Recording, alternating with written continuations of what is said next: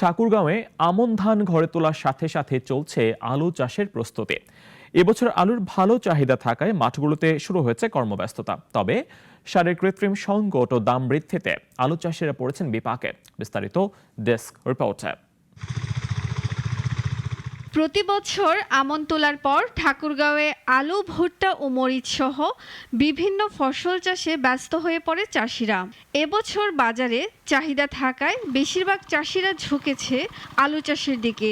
তবে নির্ধারিত দামে রাসায়নিক সার না পাওয়ায় দুর্ভোগে চাষিরা।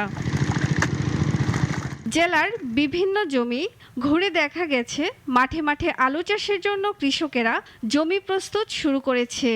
সারের কৃত্রিম সংকটের অভিযোগ রয়েছে চাষিদের। দীর্ঘ লাইনে দাঁড়িয়ে কিছুটা সার পাওয়া গেলেও দ্বিগুণ দামে বিক্রি হচ্ছে। দিন ধরে ঘুরতেছি এখানে, আবার ভোরে আনি কার্ডটাও জমা করছি, তারপরে কোনো সার কিছু পাওয়া যাচ্ছে না। আমাদের সারের খুব প্রয়োজন। সারের জন্য আমরা শাক সবজি যা যাবি তো করতে পারতেছি না। সার নিতে যাচ্ছি, সারের দাম বেশি, তাও মিলে না। দাম বেশি, 1800-1900 টাকা অবস্থা।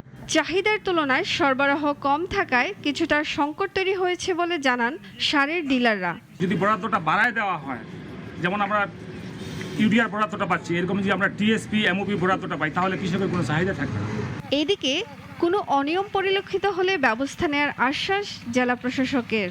কিছু কিছু অভিযোগ যেটা শোনা যাচ্ছে যে একটু বেশি দামে সার কালেক্ট করতে হচ্ছে, সেই বিষয়ে আমার নির্বাহী ম্যাজিস্ট্রেটরা ফিল্ডে গিয়ে সেগুলো তদারকি করছে এবং সেখানে যদি কোনো অনিয়ম পাওয়া যাচ্ছে দু এক জায়গায়, সেখানে আমরা সাথে সাথে শাস্তিমূলক ব্যবস্থা নিচ্ছি।